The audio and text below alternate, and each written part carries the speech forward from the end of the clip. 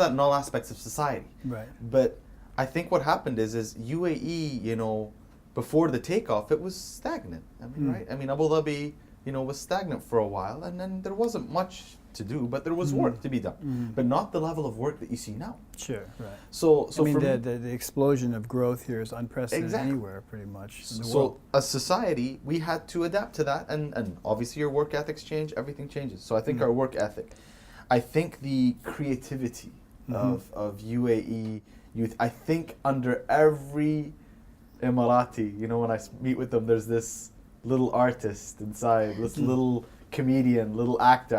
I think we're a very creative society, but I think the whole, you must be an engineer, you must be an accountant, you must go to college, you must get married, you must have 3 kids. That is a successful model for who you can be in society. I think that is being erased now. I see. Well, that's a very old-fashioned viewpoint, right? But it's still very existent in this day and age. I see. All right, it's still very, very much the model. Right. All right, but now you're seeing youth who are just, you know, throwing that model out the window and creating their own. And I think that's one of the aspects of social media that's had a strong impact on who we are. Like, I have a career doing something that would just be stupid 5 years ago. Or impossible to... Or impossible, right. even more so. Yeah. And I bet you a big part of the community maybe still thinks it's stupid now. Like, what do you actually do?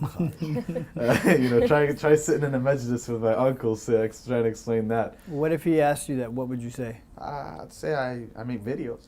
Okay. It's pretty simple as that. And, you know, usually the people that sit there and try and give you a hard time, you know, if you just hit them back with so what do you actually do? Like, okay, I see your business card. It says human resource liaison. What exactly is that? You know, what's your 9 to 5? Like, you know, so I think we're challenging what it means to be successful in the UAE. And I think we're doing it in a way that's so rapid and so quick that I don't think, I think our leadership are very well aware. I think Sheikh Mohammed bin Rashid, Sheikh Mohammed bin Zayed are very aware and are very happy, because now I don't get a government salary. I don't get a government grant. I'm out there making my own living, making my own money, giving back to my community, giving back to my society. I don't no one's paying me. I don't need any. I can do it on my own. And I think by just doing that act alone, as an Emirati, I feel I'm already just that giving back to my country, because they can use those resources on people that need it more. I see.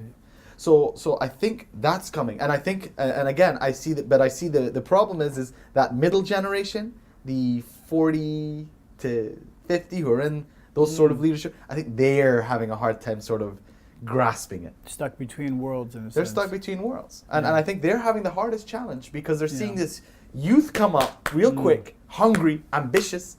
Doing different things. Doing different things. And you see the leadership going, yes.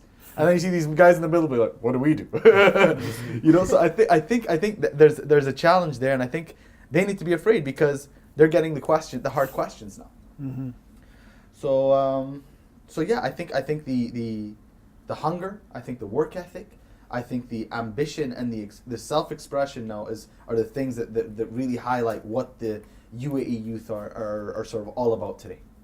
And I think one of the biggest things that you push against, like the typical society kind of perspective, is marriage. Like, you really make marriage look like it's fun, and it is fun. Yeah, and it's like, it's not something that we usually see. So what's kind of the reaction that you've gotten from the people, like when you post all these things about like you and your wife and your kids? Is there any like negative reactions? Yeah, of course. Yeah, and how do you deal with that? I don't. So it's easy to hit the block button, right? It's Where easy does to where does the negativity come from? It's hard to, you know, you get people who don't agree with it from a religious perspective. Yeah. Which is completely off. I've never had people come and say it's wrong from a religious perspective, but they've never told me why or how. Like, elaborate, please. And then you get your people saying this is not right, it doesn't represent our culture, our society. Yeah. I'm like, so what does then?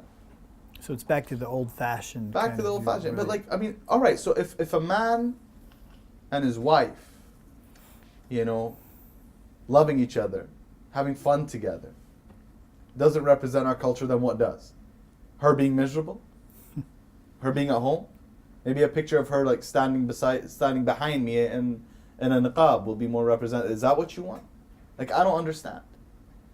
All right, and let's talk about this element of culture and society, right? Yeah. So let me put it out to you. Alright. You're a local girl, Alright. okay? And if you'd like to jump in, but this No, is but- a very UAE centric, and Yeah. you know all you guys will probably hear something like this, okay? So say you've got 3 guys sitting in a coffee shop, right? And I've told Alright. this story before. You've got 3 guys sitting in a coffee shop, and he sees me and my wife, and they know, walking, and I'm holding her around her shoulder, and we're walking in the mall. These 3 guys will be like, man, look at this guy holding his wife like that in the middle of the mall. He ma yastahi, aib. And that, like, it's wrong what he's doing. It's not right. They'll sit there and say that, right? Yeah. And they'll openly. What's funny is that I've actually heard people say that. Like, I've heard people commenting about a couple that were walking in the mall with, like, him having his arms around his wife, and they'd be like, oh no, that's wrong. Like, how can you do that in public? All right, let me hit you with another one. Okay, so that's one. Say the same 3 guys were sitting in the coffee shop, and they saw a girl, maybe Ragad, walking in the mall, minding her own business, just there to get her coffee and a bagel or something like that. Then there's a guy walking behind her, screaming his number at her, throwing their number at her. What do you think those 3 guys would do? They'd applaud him sometimes. They'd probably say, yeah.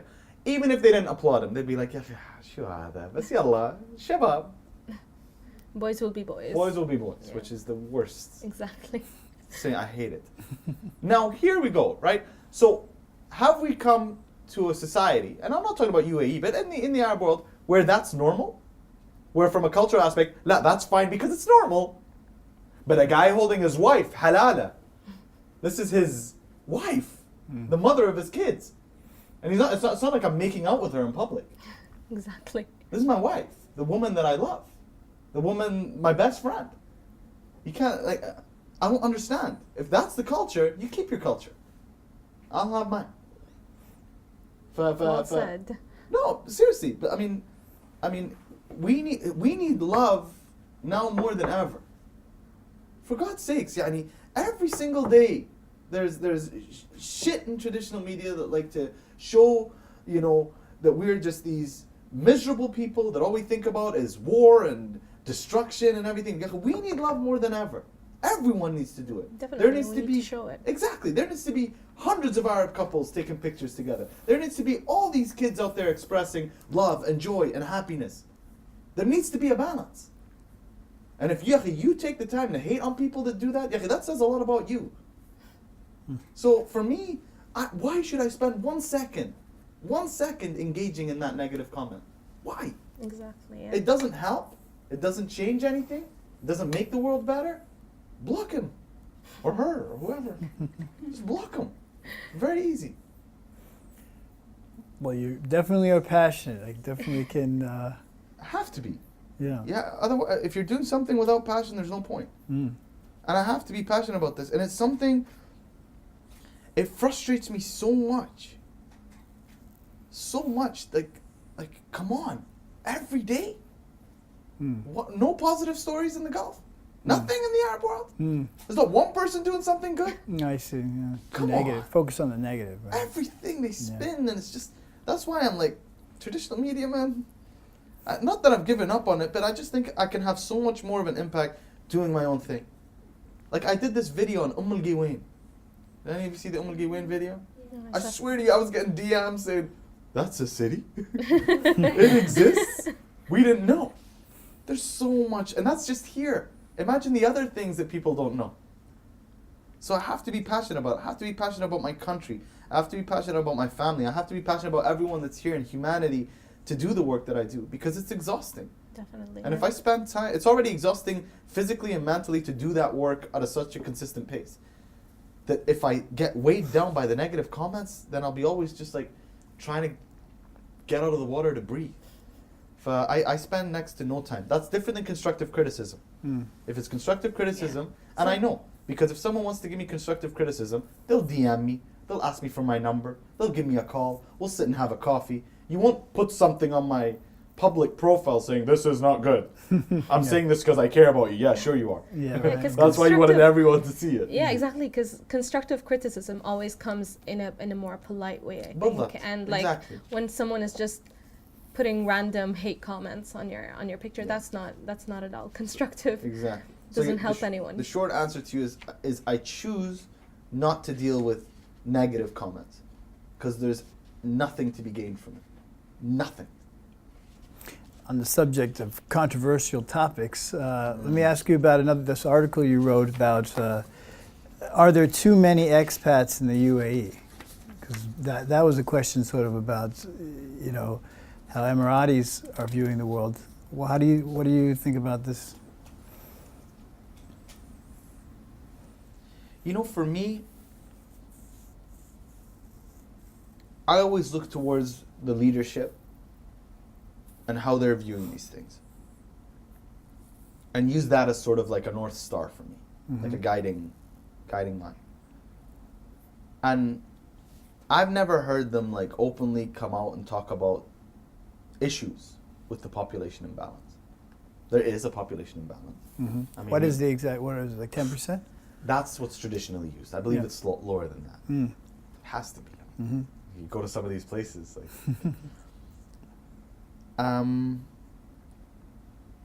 So I've never heard them openly come out and say anything negative about the diversity of the UAE. If anything, they celebrate it. And we have ministers of tolerance, ministers of happiness, and they easily talk that we have like over every nationality in the world here. It's like a star on our shoulders, like a feather in our cap. Yeah. And when they talk about population imbalance and stuff, I'm like, how is that hurting you? Really? All right, is it stopping? As an Emirati, I'm speaking. Is it stopping an Emirati from getting an opportunity? Yes or no? Oh, no. No. Is it stopping you from living life the way you want to live it? Definitely no. No. Have the laws changed or anything because we have too many? It doesn't impact the way I live my life. Now, if I was walking in the streets and there were people drunk and drugs being sold, why? Like things were dynamically shifting because of the international population and its impact and stuff, then okay, then I can sit and be like, look, I mean, we never used to have this culture where people would openly drink at a public beach in the middle of the day and everyone's just drunk and I can't even take my family there.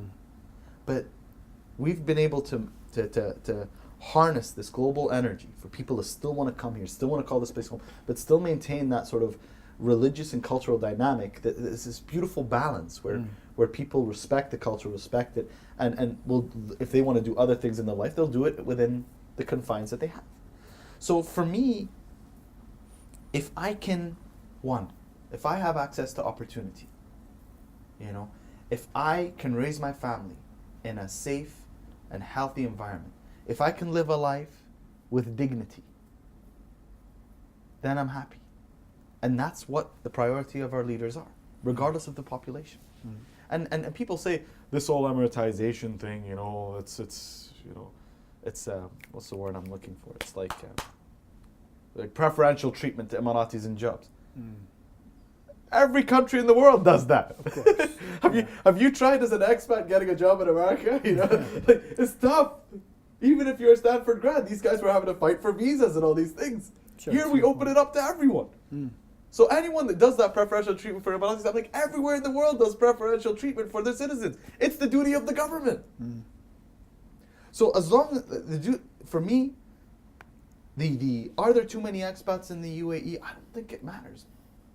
I just think that our leadership have a focus about what they want the UAE to look like. They want it to be a country of the future. They want it to be a country that's a global country, that where everyone can come, everyone can call it home. It can be a place of business, of tourism, of social dynamics that are just unmatched anywhere else in the world. Right. And as long as that guiding light's there, for me, population doesn't matter because it's not impacting my ability to live a good life. And I think those concerns come, if that was hurt, then you'd hear louder voices. You'd maybe hear leadership speaking that this is an issue, we need to talk about it. But as for now, it's only been a strength of the UAE. But that's why when I hear people talking about too many expats in the UAE, I'm just like, so how's that hurting you? Why has this phenomenon occurred in the UAE, whereas you look around the other Arab nations, you don't see an influx of expats and this kind of focus on globalization and rapid growth? Why UAE? Why is UAE special? See, for me, and as cliche as you think it is, everything, this type of culture to create this, it's top down. The energy, the passion, the ambition, Definitely, yeah. it's a trickle down effect. Definitely. It has, if you want that, it has to come from the leader. It has to come from Sheikh Mohammed bin Rashid. It has to come from Sheikh Mohammed bin Zayed. They have to believe that that's what they want. And that's what makes a difference. See, now you have Saudi Arabia's Prince Mohammed bin Salman.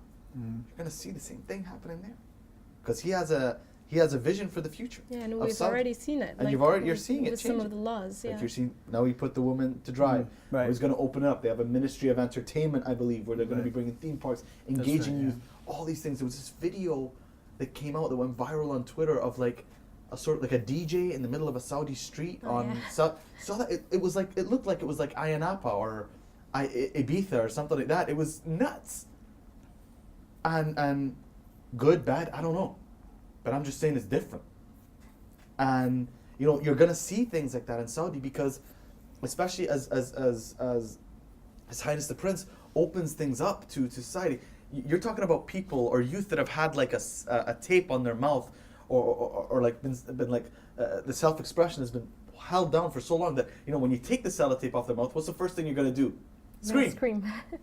And that's sort of like what you're seeing. You're seeing like, I don't know if the word social screaming, but you're starting people go, and then they'll find this balance. So I think, for me, it's purely the leadership. It's purely the leadership that have this vision of creating a country that's unmatched in everything. They really have to have. They really have that vision. And they believe, as crazy it may seem to other people, they believe everything about it. And that energy is addictive.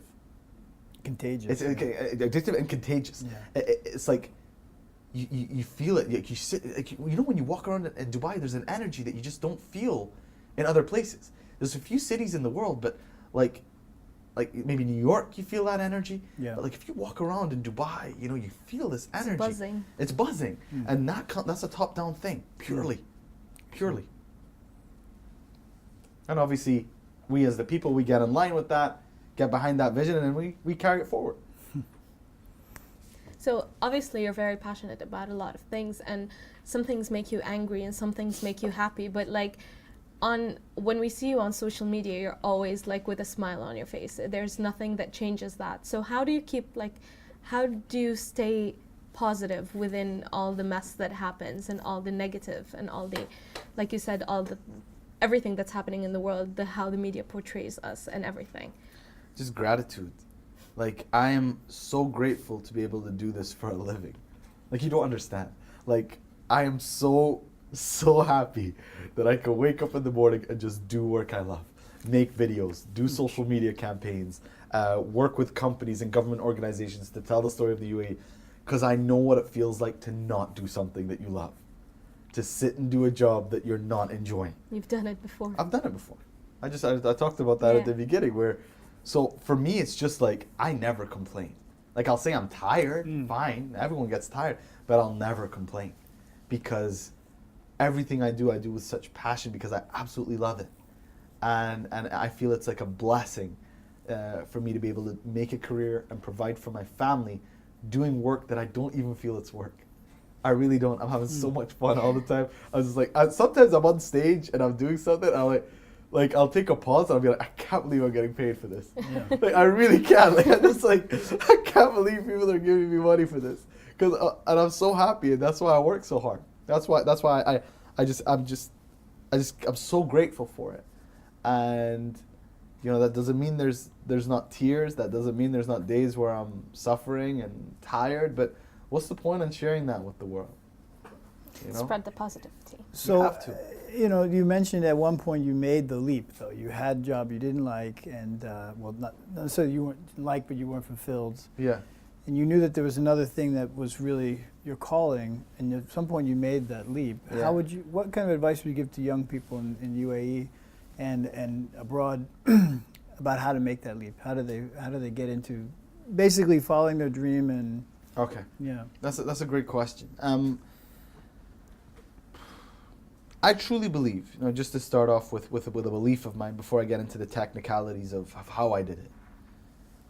I think unhappiness in your life and your career is taking the talents that Allah has blessed you with and the talents that make you happy and suppressing them. Okay? So you have no idea the amount of people. Like if you're blessed with the ability to make good drawings, go and draw.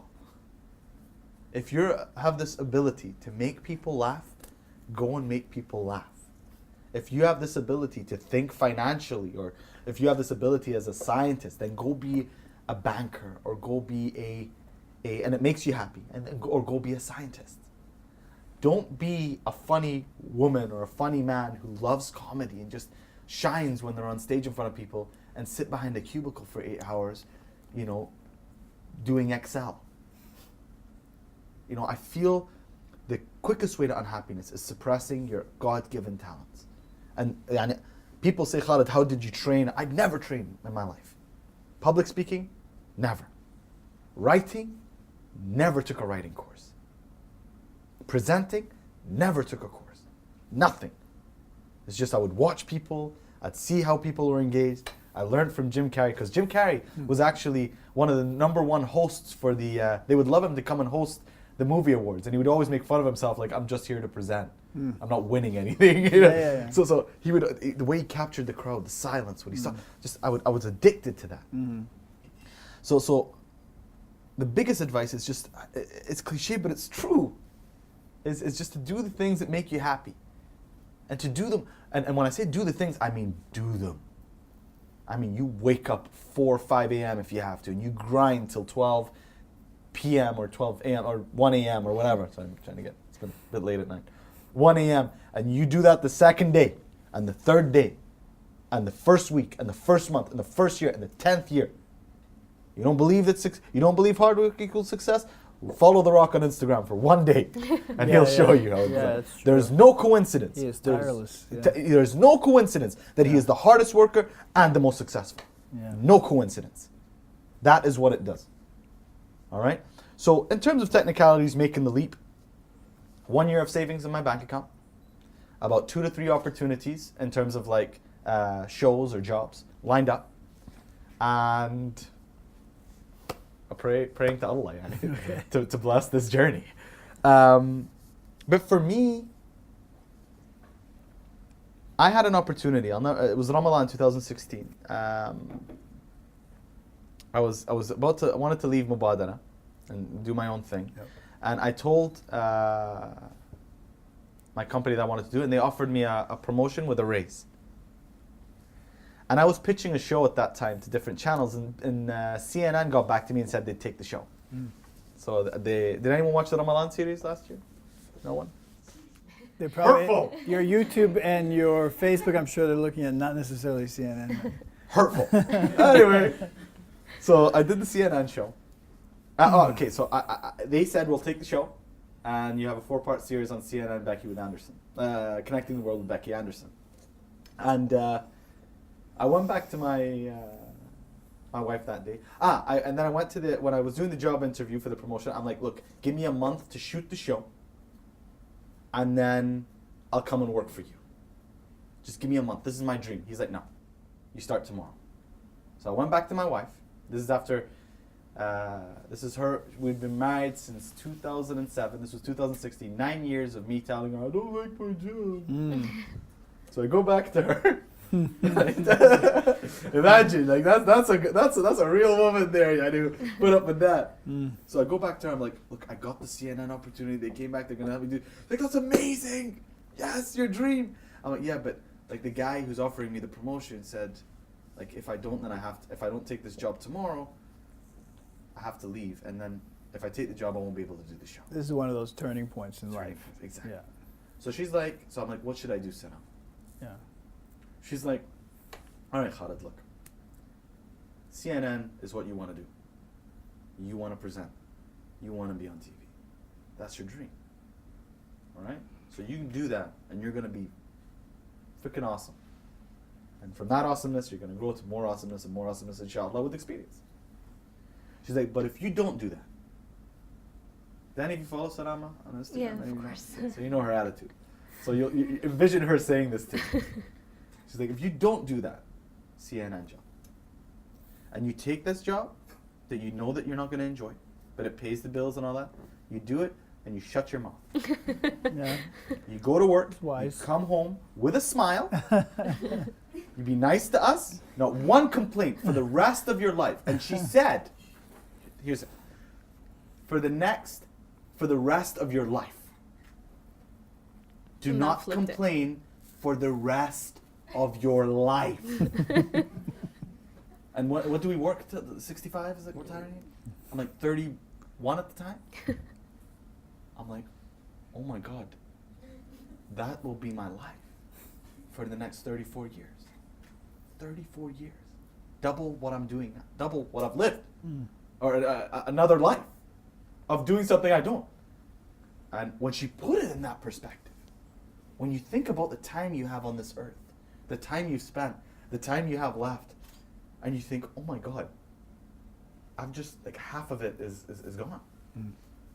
I can't. I'm like, okay. And I went and told the guy the very next day, no.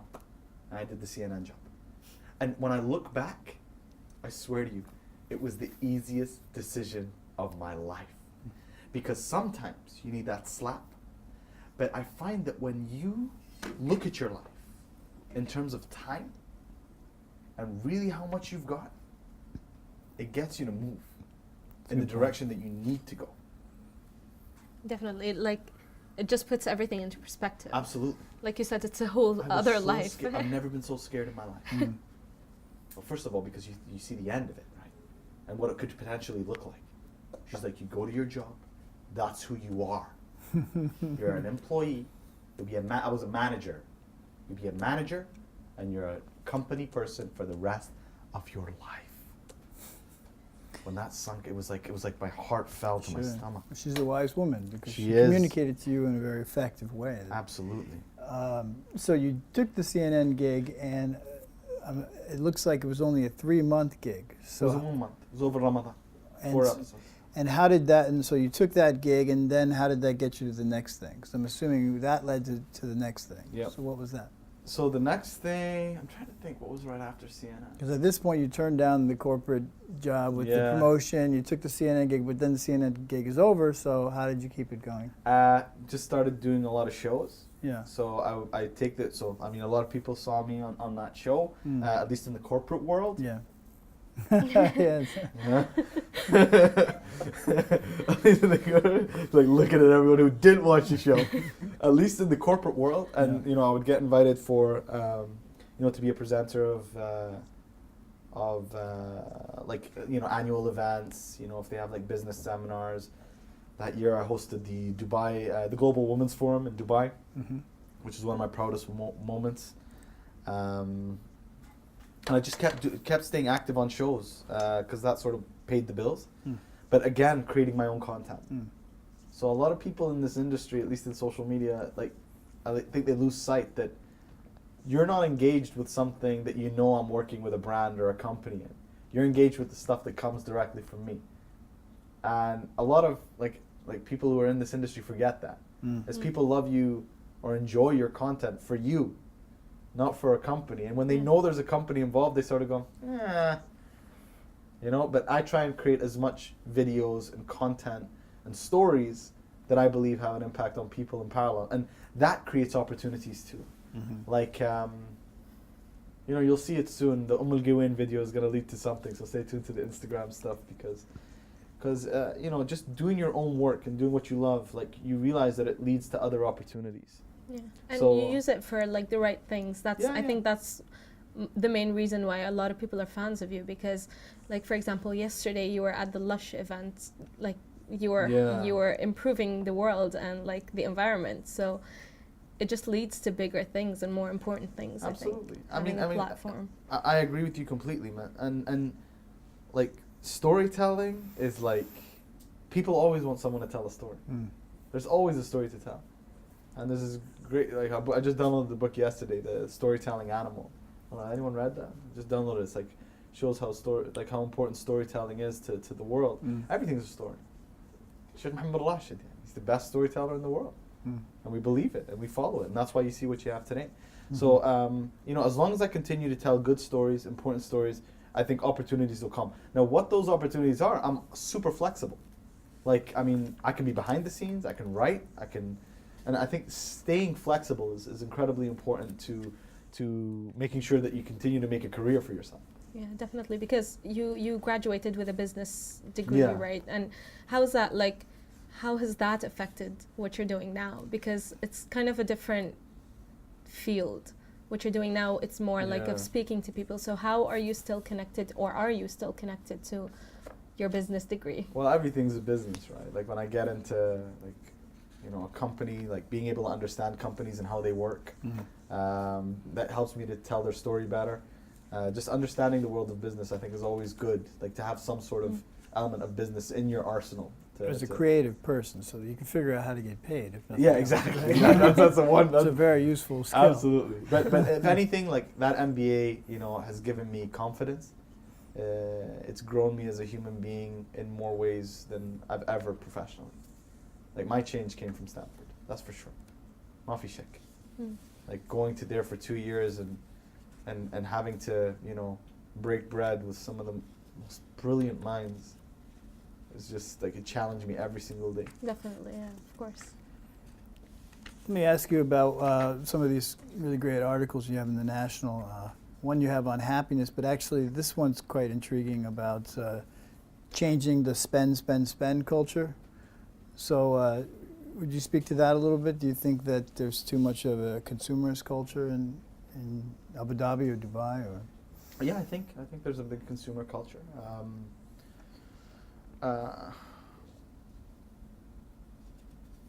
And I think it goes back to how we define success. See, I feel like success in the UAE is very much success equals happiness and not happiness equals success. How we view success is very extrinsic rather than intrinsic. Right. So, you drive that car, you're successful. You drive that car, you must be a loser. And I feel that mentality is still very strong in this part of the world. And I'm not talking about UAE. And that's why I made that video on my first car. Anyone see that video on the first car? So I made a video on my first car. It's the first car I owned. And I called it the first car I owned. And it's a Ford pickup. All right? Because I bought it cash. Right out of the dealership, I owned it. Every car that I ever had. I had the Range Rover that I spent 30,000 dirhams. I never owned that car. The bank owned it. You see. I was paying for it. Every car. And I was so that feeling of owning and driving away, even with the car that's not fancy, even with the car that doesn't like get eyeballs up, that won't pick up the girls. Not that I need to, but I just told people, like, a lot of people, and I had a few comments on that, said, yes, we need people to start thinking, it's okay to live within your means. You don't have to show off to anyone. Because it means more. Like, it means more when it's something you own. Like. Yeah, absolutely. So I think we do have that culture, but I think it's changing. I think it's changing fast. Yeah, I think, people like you are having an influence on that.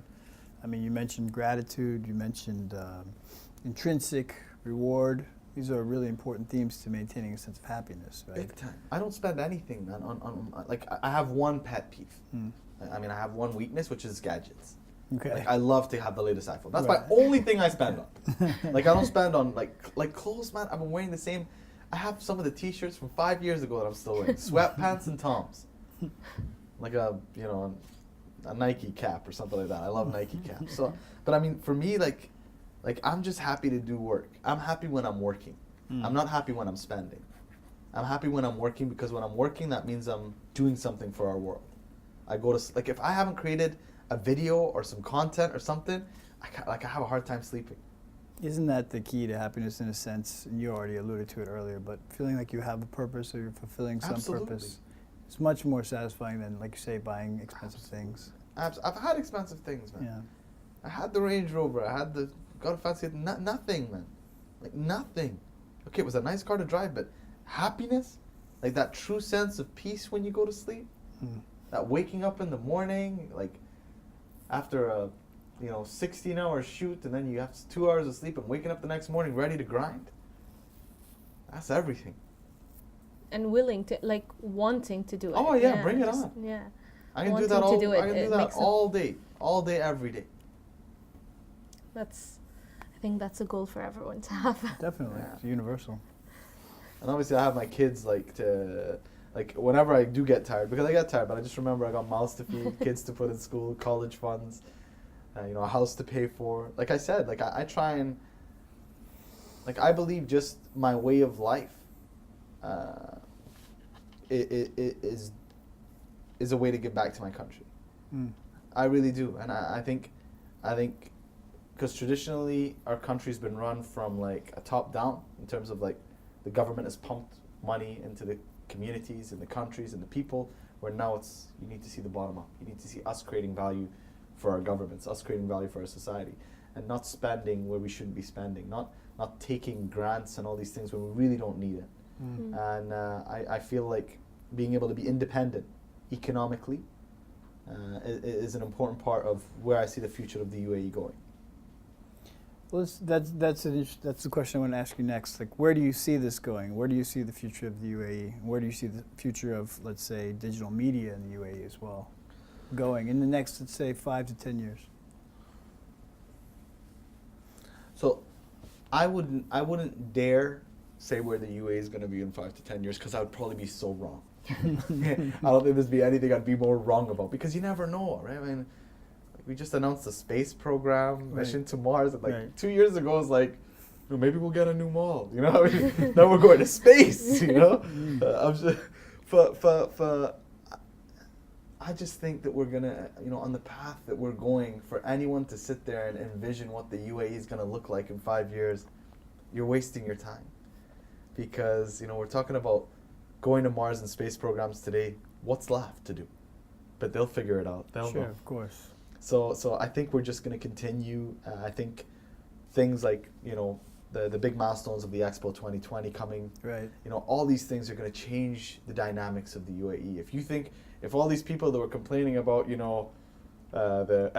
too many expats, wait till Expo 2020 comes, because that's when you open up the world to everyone, and that's for 6 months. And then you have the legacy assets. So what are you going to do with those things? Right. So I think we're going to continue to, be that open society that's open to, when I say open to everyone to come, call this home, create opportunities, and give back to our country. But I think in terms of what that will look like, we had wasn't there like an air taxi now and stuff like that? It's like jets and stuff, yeah, man. True. It's like what? So that's being tested now. In 5 years, we could have air highways, man. We could. Well, you're laughing, but I bet you in 3 years we'll be like, remember when we laughed about that? Air highways. Like people going from Abu Dhabi to Dubai, they're doing the Hyperloop. Yeah, the Hyperloop is definitely going to change All things. these things, like, this is now, and you're telling me to go 5 years. I wouldn't, because I'll probably look stupid. So I think at the end of the day that we're just going to do such incredible stuff that I can't really fathom, and I don't think it's my place to sort of, put a definition of what that looks like. I think they do a great job. But in terms of digital media, I think digital media is going to be everything. I think digital media will be media.